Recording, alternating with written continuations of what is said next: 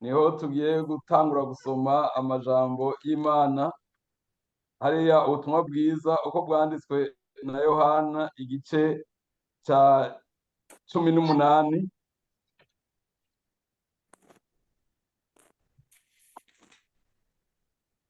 Ubutumwa bwiza uko bwanditswe na Yohana igice ca 18, dusome hariya ku murongo wa 28. Handitswe ku mutwe w'amajambo ngo Yesu ashikirizwa Pilato. Ngomba nsome aya majambo no kwibukanya. Umurongo wa 28, bakura Yesu kwa Kayafa bamujana aho bacira imanza hari mu mutwenzi, ariko ubwabo ntibinjira mu nzu y'iburaniro ngo ntibihumanye kugira ngo babone ingene barya Pasika. Kubw'ivyo Pilato arasohoka aja aho bari, arababaza ati, ikirego mufise kuri uwu muntu ni igiki? Baramwishura bati, ugira ngo ubu iyaba atakoze ibibi tuba tumukuzaniye. Nuko Pilato arababwira ati, nimumujane mwebwe mumucire urubanza nk'uko ivyagezwe vyanyu bivuga. Abayuda baramwishura bati, erega twebwe ntitwemererwa kwica umuntu. Kwari ukugira ngo ijambo rya Yesu rishike, iryo yavuze abamenyesha urupfu azopfa urwo ari rwo. Nuko Pilato asubira aho bacira imanza, ahamagaza Yesu aramubaza ati, ni wewe mwami w'Abayuda? Yesu ati, mbega ivyo ubibajije ku bwawe canke n'abandi bakubariye ivyanje? Pilato ati, mbega nanje ndi umuyuda? Abo mu bwoko bwanyu n'abaherezi bakuru nibo bakunzaniye. Wakoze iki? Yesu aramwishura ati, ubwami bwanje si ubwo muri iyi si. Yaba ubwami bwanje bwari ubwo muri iyi si, abagendanyi banje baba bagwanye ngo simpabwe Abayuda. Ariko noneho ubwami bwanje si ubwino. Nuko Pilato aramubaza ati, ubwo wewe uri umwami? Yesu ati, ni wewe uvyivugiye ko ndi umwami. Iki nico navukiye, kandi iki nico canzanye mw'isi, ni ukugira ngo nshingire intahe ukuri, uwukuri wese yumva ijwi ryanje. Pilato aramubaza ati, mbega ukuri ni iki? Amaze kuvuga ivyo, asubira gusohoka aja aho Abayuda bari, arababwira ati, jewe nta kibi nabonye kuri uyu, ariko musanganye umugenzo ko ndabarekurira umwe mu minsi ya Pasika. None muragomba ko ndabarekurira umwami w'Abayuda? Nuko basubira gusemerera bati, suyo, ariko turekurire Baraba. Yamara Baraba yari umwambuzi. Yesu adufashe. Yesu nashimwe. Amen. Amen. Nasomye amajambo menshi naho iyi nkuru isanzwe izwi na mwantu mwese muri ku murongo, kuko ari inkuru izwi n'abantu bose, presque bose bo ku isi. Ariko twagomba kurabira hamwe aya majambo. Murabona ngena Yesu aha twasomye ngo Abayuda bamukuye kwa Kayafa bamujana aho bacira imanza ari mu mutwenzi. Bibiliya ivuga ngo ariko ubwabo Abayuda, abo bantu bamuzanye, ariko ubwabo ntibinjira mu nzu y'iburaniro ngo ntibihumanye ngo babone ingene barya Pasika. Yesu adufashe. Amen. Mbega iyi Pasika bariko bararya yari iyiki?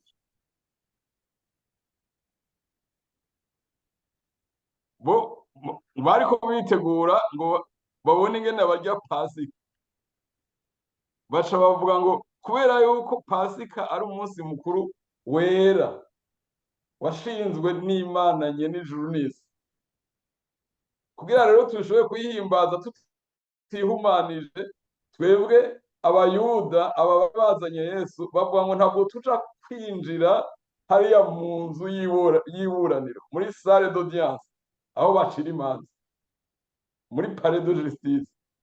Baramuzana baramushikana, mugabo bavuga ngo bo ntibinjire hariya. Murabona ahantu bacira imanza hariho exterieur, hakaba hariho na salle d'audience aho baburanishiriza bagaca imanza. N'ico gihe urumva hari baca bavuga ngo ntitwokwinjirayo abayuda kubera ngo twoba twihumanije, baca baguma ari exterieur, baranka kwinjira muri salle d'audience, bigira abagororotsi bagomba kutihumanya, mugabo bariko bararenganya. Imana idufashe.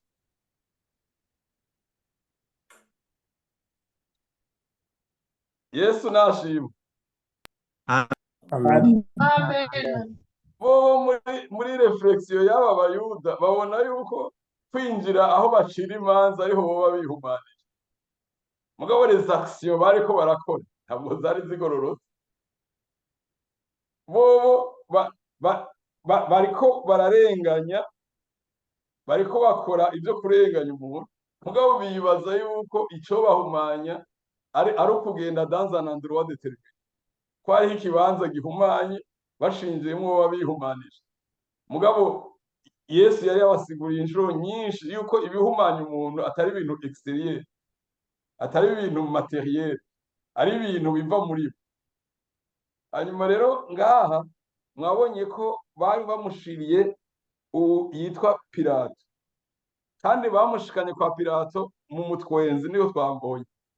Bari bamuvanye kwa Kayafa, mu yindi twovuga nko mu yindi sentare, kubera kiriya gihe ca Yesu muri Isirayeli cari igihugu gitwawe, gifise ukuntu gitwawe, cari gitwawe ukuntu, ni ukuvuga cari gitwawe. Murabona ko Bibiliya ivuga mu bantu ba personnage clé muri uru rubanza canke muri ibi vyo kubambwa kwa Yesu, havugamwo uwitwa Pilato dusomye, hakavugamwo Kayafa, hakavugwamo n'uwitwa Herode. Yesu ashimwe. Amen. Abo bose urumva abantu b'intervenye, ceux qui ont intervenu muri prise de décision yuko Yesu abambwa. Urabona ko hari aba autorité batatu: Herode, Kayafa na Pilato. Abo bose bakorera ngaho muri ico gihugu ca Isirayeli ico gihe. Hanyuma rero kubera yuko Herode yari umwami w'abayuda,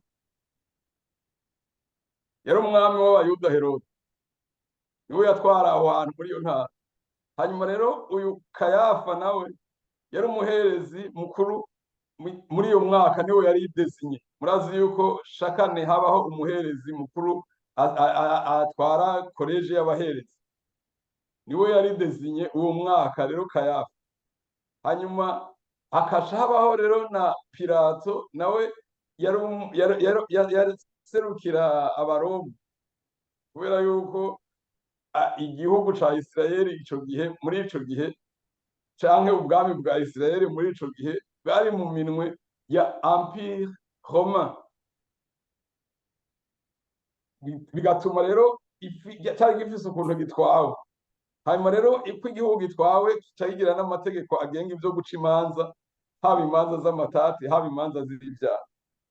Ngaha rero mu mategeko yagenga guca imanza z'ibyaha z'ico gihe, ibyaha bikorewe muri Isirayeli, bikorewe muri iyo ruwayome itwagwa n'umwami Herode,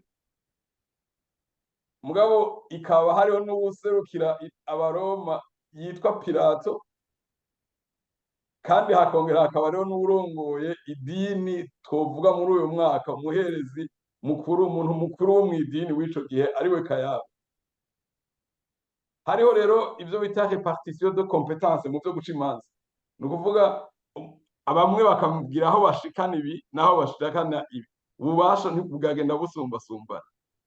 Rero abayuda canke iyi sentare yo mu idini yari irongowe na Kayafa iki gihe, yari ifise uburenganzira bwo guca imanza z'ivyaha vyose bijanye n'ivy'idini, kuko murabona umuntu yacumuye ku mategeko y'idini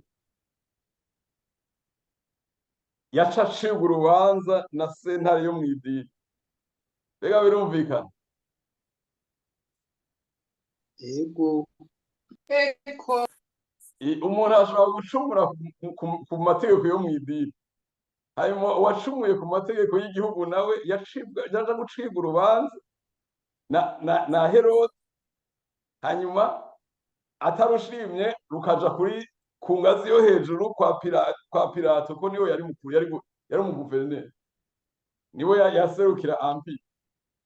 Yesu rero bamutanguye kumushengeza mu idini, kuko yari nka sentare itangura, batangura kumushengeza mu idini, bamushengeza mu idini, muri rya sentare yo mu idini y'abayuda. Urwo rubanza rero baramusambisha, harya mushatse kubiraba, baramusambisha hariya mu idini. Reka ni ukuzingurura gatoya, reka tuzingurure gatoya dusome epidemi hariya ni muri igice nyene ca 18 hariya ku murongo 12.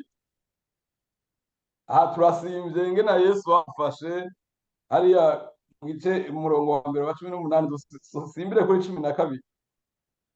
Yesu aregerwa imbere ya Kayafa, Petero amwihakana gatatu, baca bongeramwo n'ibi vya Petero. Aha rero 12 nuko abasuda n'umukuru w'intwazangabo zabo n'abagendanyi b'abayuda bafata Yesu baramuboha, babanza kumujana kwa Anasi, kuko yari sebukwe wa Kayafa, umuherezi mukuru wo muri uwo mwaka. Kandi Kayafa niwe yari yagiriye inama abayuda yuko ari ibibereye ko umuntu umwe apfira ubwo bwoko. Simoni Petero akurikira Yesu hamwe n'uwundi mwigishwa, bavuze ngo n'uwundi mwigishwa nubwo yanse kuyivuga, yitwa Yohana.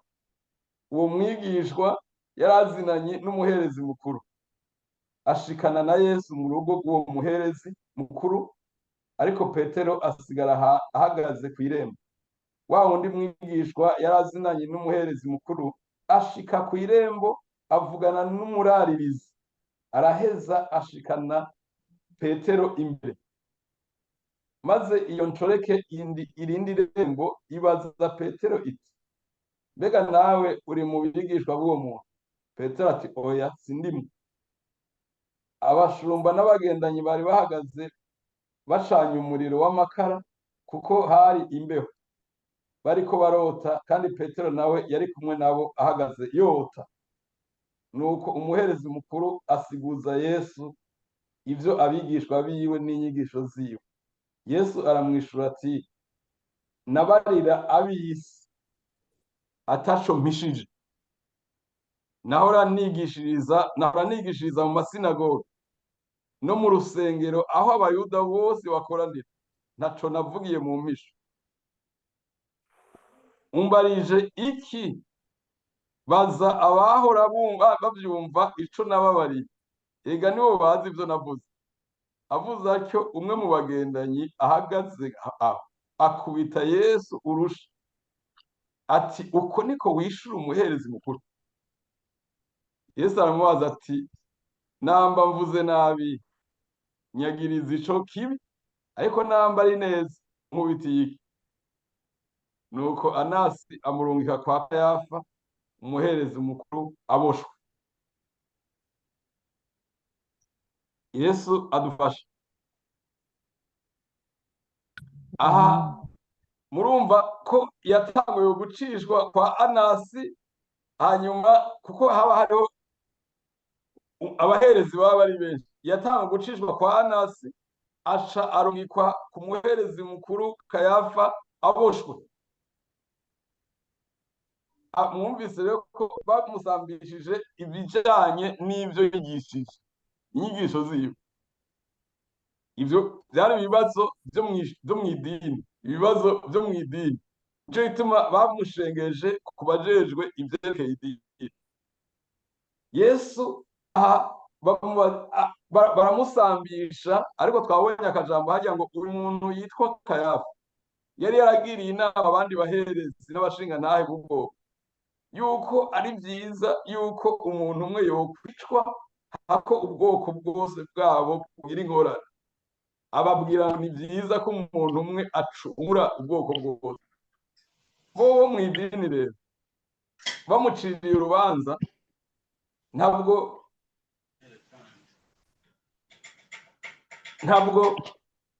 bamuciriye urubanza rwo gupfa mw'idini. Hanyuma kubera yuko batari bafise uburenganzira bwo kwica umuntu abambwe ku giti, kuko Imana yari yababwiye Abisirayeli yuko umuntu azokora ibintu bibi vy'ubugesera bazoca bamucira urubanza rwo gupfa hariho ivyaha vyo kwicisha umuntu, mugabo baca bamwicisha amabuye. Ntabwo abayuda bari bafise muri iyo sentare y'abayuda ntiyari ifise uburenganzira bwo kubamba umuntu ku giti. Gucira urubanza umuntu rwo gupfa bari bafitiye uburenganzira. Nico catumye na Stefano mu nyuma murazi ko bamucira urubanza rwo gupfa, bakaca bamusohokana hirya y'igisagara bakamutera amabuye, affaire classée sans suite. Nta wabafashe mwagize nabi ko mwishe Stefano, kubera bari bafise uburenganzira bwo gucira urubanza rwo gupfa bakanarushira mu ngiro, mugabo bakoresheje amabuye. Kubera rero muri plan y'Imana itari yatekanije ko abantu bazocungurwa biciye ku mabuye, ariko hari hatekanijwe muri plan divin yuko tuzocungurirwa ku musaraba. Byari ngombwa rero yuko Yesu aja imbere y'abacamanza bafise uburenganzira bwo gutuma abambwa. Nico catumye rero abo bo mw'idini babonye yuko wewe akwiye gucibwa urubanza rwo gupfa, baca bamushikiriza Pilato. Niwe yari afise ubwo burenganzira muri ico gihe. Baca baramubaza, mwabonye atanguye kumusambisha, kubera yuko abayuda iyi attitude yabo iratangaje ngena hypocrisie ngene imeze. Bobo bigira beranda, bavuga ko bagororotse bataja kwihumanya, barungika Yesu ahantu bavuga ko hahumanye. Donc bobo Yesu yari umuyuda ntabwo yategerezwa kurya ibya Pasika, ngo kubera bagomba kumwica wewe bamurungika ahantu babona ko hahumanye, bamurungika imbere ya Pilato gucibwa urubanza. Hanyuma rero Pilato aramusambisha, amusambishije amubaza, abanza kubabaza kubera banse kwinjira muri audience. Abari Pilato asohoka muri audience abasanga hanze, mwumvi iyi tribunal ngene yakora, abasanga hanze akababaza, hanyuma akongera akinjira aho bacira imanza akaza kubaza Yesu. Ngaha rero ababaza ati mbega uyu muntu ko mumunzaniye yakoze iki? Bisigura ngo ngugira ngo nguye ataba yakoze ibibi ngo tuba twamuzanye ngaha. Mwabonye hariya ku murongo wa 31, nuko Pilato arababwira ati nimumujane mwebwe mumucire urubanza nk'uko ivyagezwe vyanyu bivuga. Ivyagezwe ibi, ivyagezwe vyo mw'idini, ivyagezwe vya Mose, ivyagezwe mumucire urubanza mwisunze ivyo Mose yababwiye hariya muri kiriya gitabo c'ivyagezwe vya Mose. Ntabwo akwiye gucirwa urubanza hisunzwe amategeko y'i Roma.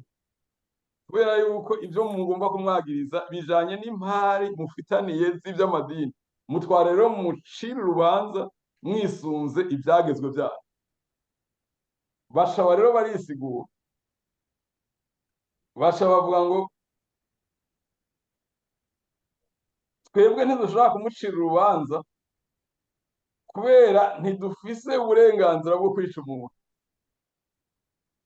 umva bamaze kurumucira yamaze kurucibwa, ntidufise uburenganzira bwo kwica umuntu. Yesu mwabonye ko igihe amuherezi yamusambisha yarishuye, kandi n'igihe Pilato yamusambisha yarishuye. Mbwa murazi ko igihe Herodi yamusambisha ho nta na kimwe yamwishuye, yarinumiye. Ngaha rero Pilato asubira aho bacira imanza, amubaza ngo ni wowe mwami w'abayuda? Yesu abaza Pilato ati mbega ivyo wibajije ku bwawe canke n'abandi babikubariye? Pilato acavuga ngo none nanje ndi umuyuda, kuko urumva impari zari iz'abayuda. Ati je ivyo sindimwe muri izo mpari zanyu, je ubona ndi umuyuda. Hanyuma amubajije ngo none wewe uri umwami? Yesu amubwira ngo ico nico navukiye. Yesu nashimwe. Amen. Amen. Ijambo rero rihambaye nuko imbere y'ubucamanza bwo mw'idini, Yesu bamushiriye bwo gupfa, ariko imbere y'ubucamanza bw'igihugu canke ubucamanza bw'i Roma, bwari ubucamanza public panahorije, baramusambishije. Resulta y'urwo rubanza ni ku murongo wa 38. Pilato aramubaza ati mbega ukuri ni iki? Aho umva umucamanza atazi n'ukuri. Amaze kuvuga ibyo, asubira gusohoka aja aho abayuda bari, arababwira ati jewe nta kibi nabonye kuri we. Urwo nirwo rubanza. Jewe nta kibi nabonye kuri we. Iyo rero umucamanza adekaraye ahejeje gusambisha umuntu, akaraba ivyo mw'idosiye yiwe byose, akavuga ati jewe uyu muntu nta kibi ndamubonye, vyitwa mu Kirundi, bavyita gute mu Kirundi? yambitswe izera. Yambitswe Kwambikwa izera. izera. Ni ukuvuga mu Gifaransa ni akite, kwambikwa izera. Ni ukuvuga ibirego vyose mwariko muramurega ni binyoma, uyu areze icaha mwamurega, yambitswe izera. Amen. Yesu rero, haleluya, Amen. Yesu imbere y'ubucamanza yambitswe izera. Yesu nashimwe. Amen. Yambitswe izera. Pilato umucamanza specialist w'umunyaburaya, yaravyize ari netre. Haje mwabonye ko yabanje kuvuga ngo none jewe ndi umuyuda. Ntabwo yari netre, yari umucamanza netre. Ati jewe nabitohoje, nasanze uyu atacaha afise. Hanyuma rero aca ababwira ati kugira ngo yarondera uburyo bw'ingene amurekura. Kandi uyu Pilato ntabwo yari umuntu mwiza namwe, ntabwo yari umuntu mwiza. Yari yarakoze n'ibindi bintu bibi rwose hari i Yerusalemu. Ntabwo yari mwiza, mugabo kubera yari umucamanza netre par rapport y'abayuda, aravyiga neza, asanga Yesu akwiye kwambikwa izera. Arondera rero ngena abivamwo, ngena amurekura. Niho yaciye abasubijera iyi ide, ababwira ngo nta kibi namubonye, ariko musanganye umugenzo ko ndabarekurira umwe mu minsi ya Pasika. None muragomba ndabarekurire umwami w'abayuda? Nuko basubira gusemera bati suyo, ariko turekurire Baraba. Yamara Baraba yari umwambuzi. Baca basemerera arondeye ngene abiva. Murazi yuko ahandi mu kindi gice, murazi ko ariko arasambishira urubanza umugore wa Pilato yagendewe na mwebwe, niko twovuga. Yesu nashimwe. Amen. Atuma ku mugabo wiwe ati, sinzi ko yari yamenye konte ko ariho bacira urubanza, ngira yari afite aho acira imanza Pilato wewe.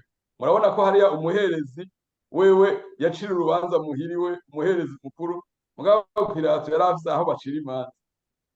Hanyuma rero aca amutumako intumwa ati, ndagusabye ntihagire ikintu na kimwe ugira uyu mugororozi, kubera ubugororozi bwa Yesu na muka Pilato yari yabuhishuriwe. Ntihagire ico ugira uyu mugororozi, kuko naraye ndota mbabaza imibabaro myinshi kubwiwe. Ndagusabye ntihagire ico umugira. Pilato yari afise iyo information rero yahishuwe iciye ku mugore wiwe. Yari afise n'ivyo nawe nyene yatohoje, abona ko Yesu atacaha kiri kuri we. Mugabo kubwo abantu abayuda bobo bamuremera, bavuga ngo ntuturekurire umugororotsi, mugabo turekurire umwambuzi. Basha bahitamwo ko umwambuzi abari warekugwa, umugororotsi nawe abambwe, kandi bamaze gutohoza neza bakabona ko atacaha kimwagiye. Na Pilato akabitangaza publiquement, ntugusoma urubanza, aravuga ati nta caha ndamubonye. Nico gituma hariya bivuga ngo utigeze gukora icaha. Haleluya. Amen. Utigeze gukora icaha biri atteste n'abantu netre nka Pilato. Abo utigeze gukora icaha niwe yahindutse icaha kugira ngo tuje ducika kugororoka. Yesu nashimwe. Amen. Yesu rero icyatumye abanza gucishwa mu rubanza kwari kugira ngo ntihazabeho confusion. Ntabwo bamujaniranije ngo bapfe kumwisha hatabaye urubanza, byari gushoboka. Mugabo kugira ngo bizobe attesté au niveau mondial et éternel ko yacishijwe ku butungane bwari hico gihe, bikagaragara yuko atacaha afise. Nico catumye arinda guca muri izi manza, kugira ngo bize kugaragarira amakungu n'abazovuka hari yuko urubanza rusuzumwe neza n'abahiga babo atacaha bamubonyeko. Ntabwo yigeze icaha. Bica bituma arinda guca muri procedure y'urubanza. Murazi bari gushobora kumujaniranya bakamwica, kandi barabigerageje kenshi. Muravyibuka yuko akinatangura kugomba kwigisha hari i Nazareti, agatangura gusigura ijambo rihambaye ryuko atari aba bonyene, ko hariho n'izindi ntama, ko hariho n'abanyamahanga bazoja. Atangura iyindi chapitre yerekana yuko hariho n'abandi bazoja ari umukiza wa bose. Bashoboye bagira inama yo kumwica, ngo bagomba kumutembagariza mu mpanga. Ico gihe ntibabiresize, bagombye kumugira ivyo bita execution extrajudiciaire, ni ukuvuga kumwica bidaciye mu rubanza. Babo Yesu Imana ntiyavyemeye, kugira ngo bizobe icabona c'imbere y'isi n'abadayimoni yuko Yesu ari umugororozi, yabanje gucishwa mu rubanza. Yesu nashimwe. Amen. Urubanza rero rwa Yesu rwari muri plan de Dieu. Nico catumye harya Yesu ariho ijambo abantu benshi bahora bakunda kuvuga, kandi rimaze gufasha abantu benshi n'ubu rishishikara kudufasha. Ni irya jambo ryo muri Yohana 19 ku murongo wa 30. Ni ijambo mwese muzi ku mutwe.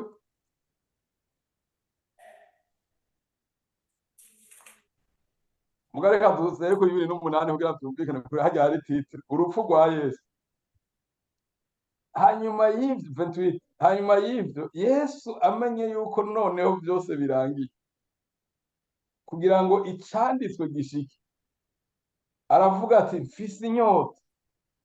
Aho hantu hari hateretse inkono yuzuye inkarisha, nuko bashira sipongo yuzuyemwo inkarisha kw'irenga, bayirungika ku munwa wiwe. Yesu amaze kuyihabwa aravuga ati birarangiye. Araheza ajondamye ku mutwe, umutima uraca. Uwo munsi wari uwo kwitegurira Pasika. nuko kugira ababambwe ntibagume ku misaraba ku isabato, kuko uwo munsi w'isabato wari mukuru. Abayuda basaba Pilato ngo amaguru yabo avunwe kandi ngo babamburwe. Maze abasoda baraza bavuna amaguru y'uwa mbere n'ay'uwundi yabambanywe nawe. Ariko bashitse kuri Yesu babonye amaze gupfa, ntibaba bakimuvuna amaguru. Ariko umwe mu basoda amucumita icumu mu rubavu. Ako kanya hava amazi n'amaraso. Uwabibonye niwe yabishingiye intahe, kandi intahe yiwe ni y'ukuri, kandi arazi ko avuga ukuri, kugira ngo namwe mwizere. Kuko ivyo vyabayeho kugira ngo icanditswe gishike, ngo nta n'igufa ryiwe rizovuna. Kandi hari ikindi canditswe kivuga ngo bazobona uwo bacumise. Yesu nashimwe. Amen. Ngaha Yesu kuri uwo murongo wa 30 harimo iri jambo rivuga ngo arasemerera, aravuga ngo birarangiye. Mbega ivyo birangiye n'ibiki? Ivyo kuducungura byose. Yesu nashimwe. Amen. Ibyo Yesu yavuze ngo birarangiye, ni ukuvuga ni plan dosari, umugambi wo gucungura abantu bo mw'isi. Wari umugambi ufise ama etape menshi.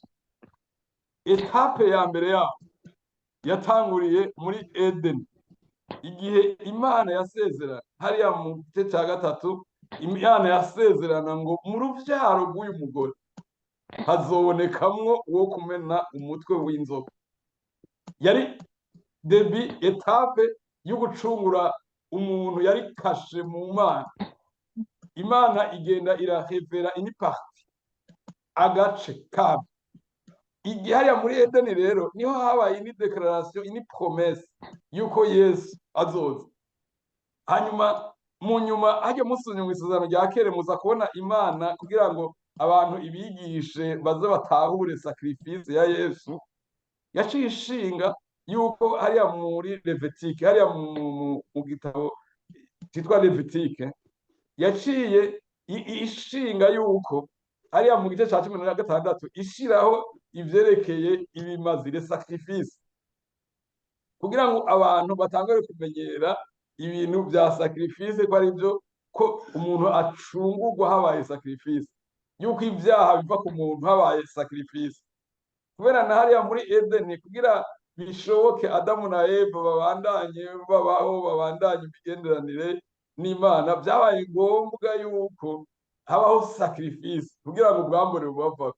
Haba sacrifice igikoko kiricwa, amaraso yacu araseseka, bashobora kwambara imyambaro.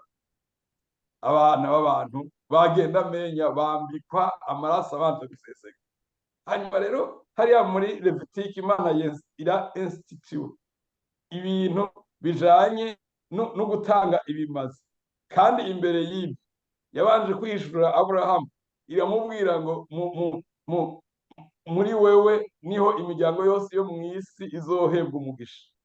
Ayo yose yari ama etape y'umugambi uhambaye warangutse hariya muri uyu murongo twasomye Yohana 19 umurongo wa 30, umurongo uzwi cyane. Yesu avuga ngo le plan birarangiye. Mu Kirundi nikiri bien précis, mugurumva mu Gifaransa ni tout est accompli. Yesu nashimwe. Amen. Mu Gifaransa mumenga niho biza kumvikana neza. Birarangiye womenga yavuze ati birarangiye ndapfuye, ngo menga sakasha desespoir. Oya, yavuze ngo birarangiye, c'était ntiyari cri de désespoir, yari cri de joie. Alléluia. Yesu nashimwe. Amen. Amen. Iyo birarangiye ntabwo ari cri de désespoir, ni cri de joie. Ni ukuvuga birarangiye, tout est accompli. Ni ukuvuga umugambi, mission accompli. Ni ukuvuga icyo navukiye, icyo naziye mu isi kirarangiye, biragenze neza. Yesu nashimwe. Amen. Yesu nashimwe. Amen. Amen. Yesu rero amaze kuvuga ngo birarangiye birivuze ngo yaciye ajondamika umutwe aca umutima uraca. Uwo munsi ngo wari wo kwitegurira Pasika, hari vanderedi, hari nk'ejo hahise, wari umunsi wo kwitegurira Pasika. Hanyuma rero kubera yuko Pasika wari umunsi mukuru wejeje, umunsi mukuru uhambaye, kandi murazi yuko mbega iyo Pasika yari Pasika iyi n'imitima itanduye. kubera ubu twe ejo n'umunsi mukuru wa Pasika wo kwibuka intsinzi Yesu yagize ku rupfu, akazukana intsinzi akaducungura.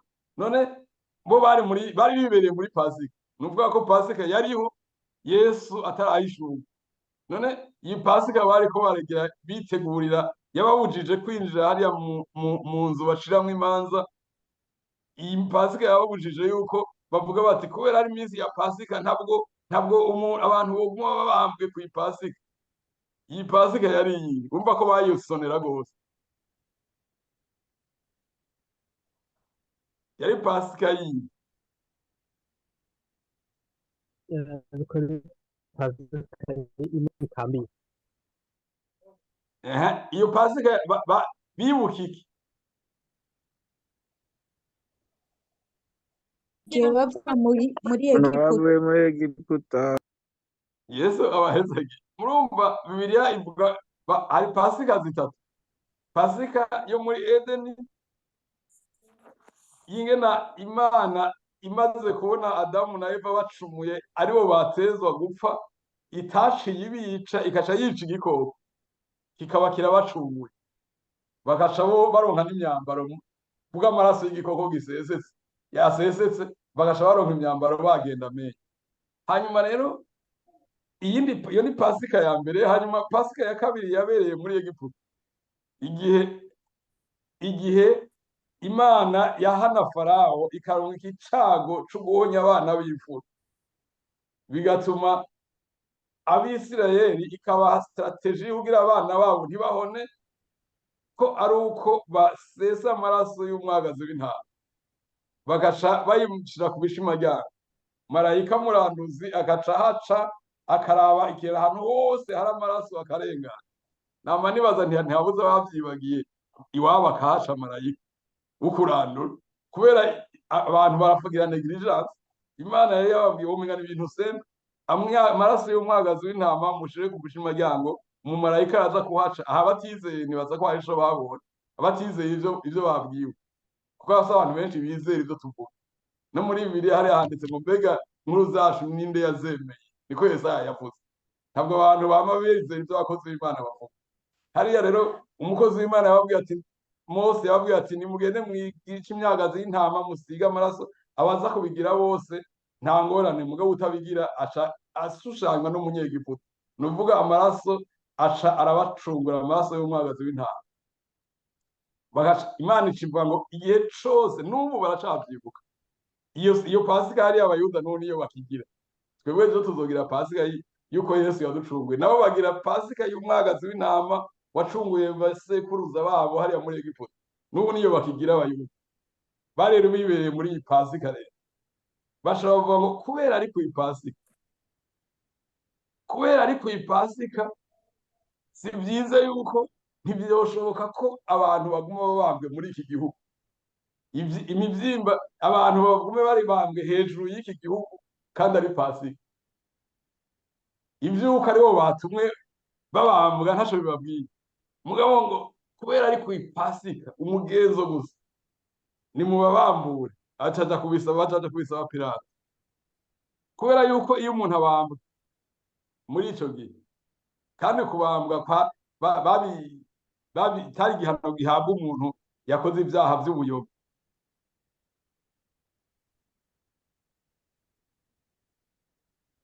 Yesu nashimwe. Amen. Amen. Yihangane mbonye umenga umugabo w'ishaje.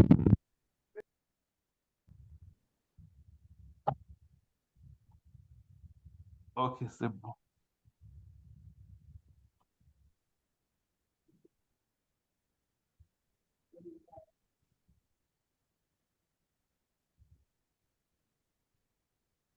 Yesu nashimwe. Amen. Amen. Ariko ndavuga rero nti iyo umuntu abambwe ntiyacapfa, bamureka akumira ngaho ku musaraba. Umwe akahamara umunsi, uwundi ibiri, bivanye n'uko afise inkomezi. Rero ntibaca bamubambura. Umuntu abambwe baca bamurekera kumira ku giti. Hama ibikoko bikaza bikarya inyama abambwe ku giti. Hanyuma rero Yesu kubera yabambwe kw'ipasika, nico gituma umurongo uza ngo kubera ari kw'ipasika ntitwobarekera ngaho, ntibakwiye kugumaho kw'ipasika, baca bagenda kubahohosha. Baca barahohosha uwa mbere, barahohosha n'uwa kabiri, bashitse kuri Yesu basanga yamaze gucikana, kubera yuko hari handitswe yuko atagufa ry'umugororotsi rizovunwa. Baca basanga ntabwo yatevye gucikana Yesu.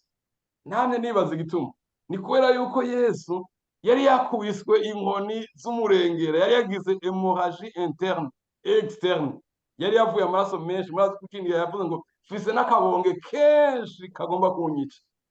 Yari yababajwe birenze, acacikana hakiri kare, bituma atanikigwa ku musaraba, bituma amagufa yiwe atavunwa.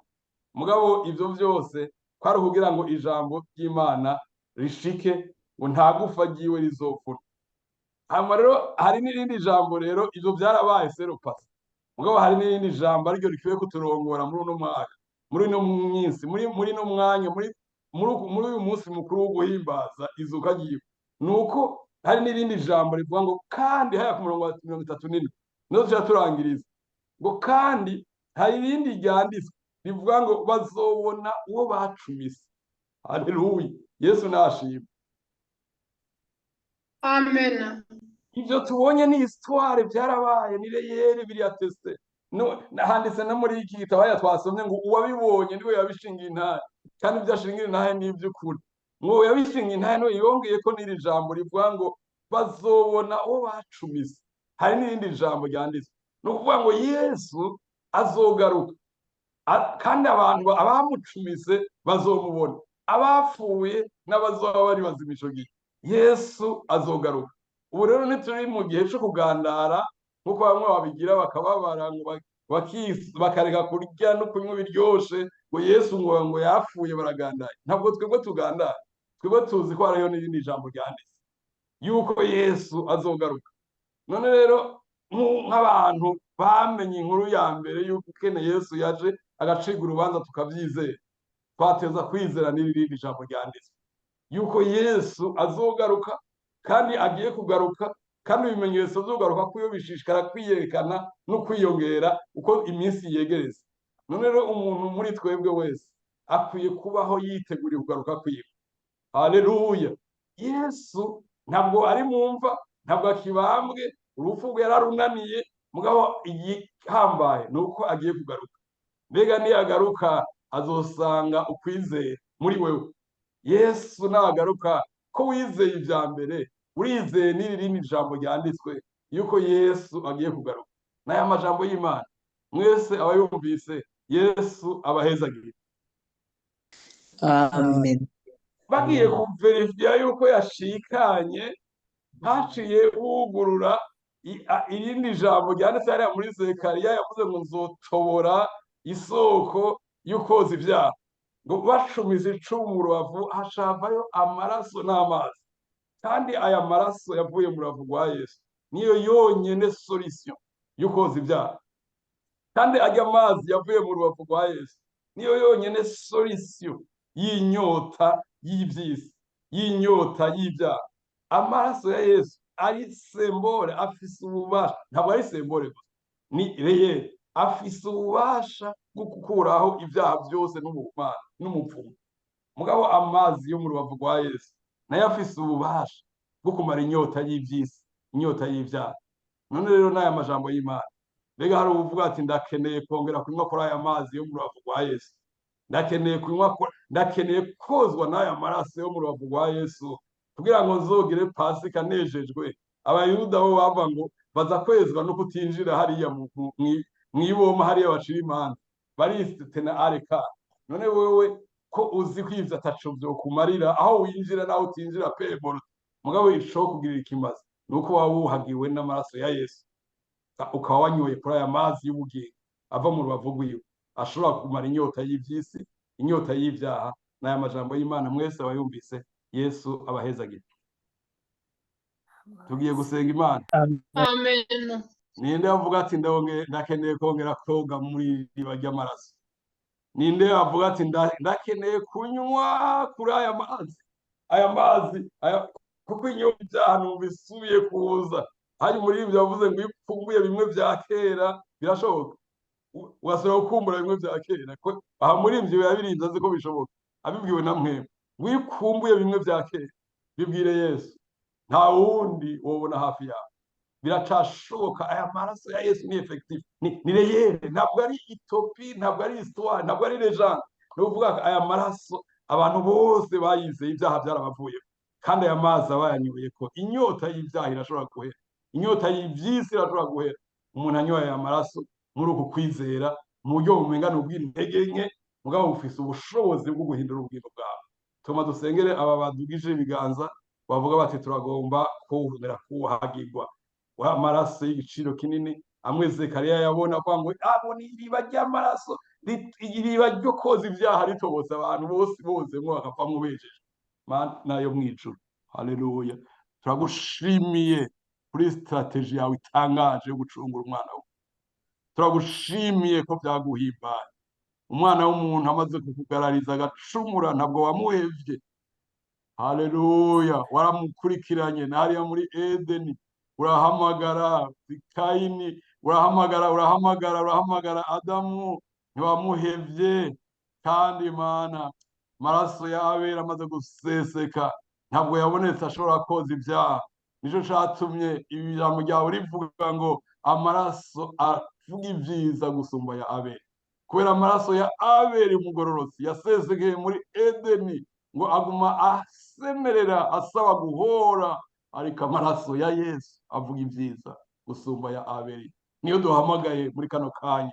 kuri uyu muntu wese yumvise izi nkuru akavuga ati ndifuza kozwa n'amaraso ya Yesu ndasabye ushitse ijambo ryawe imbizi y'amazi amwe yaboneka mu rubavu rwawe ashobora gufuta inyota y'ibyaha umuntu yari yarogejwe n'amaraso umuntu yasubiye kwifuza iby'isi turamusaba imbabazi amazi yavuye mu rubavu rwawe yongereye yanywe ko muri kano kanya aca yumva iby'ijuru byongeye kududubiza muri we abaho yiteze uku kugaruka kwawe aho n'abakubambye bazobibona bakaboroga kandi ijambo ryawe rivuga ngo atarizobarezwa bazohinduka ubwoba gusa ntibazohagarara imbere yawe amaraso ya Yesu rero turagushimiye kwegeje umuntu wese ayambaje urakoze Mana ushishikare kugirira neza no koza no gutunganya no kuremesha no kugendera umuntu wese akwegamitse ku mutima muri kano kanya urakoze ko byose ubikora mu izina rya Yesu bisabye amen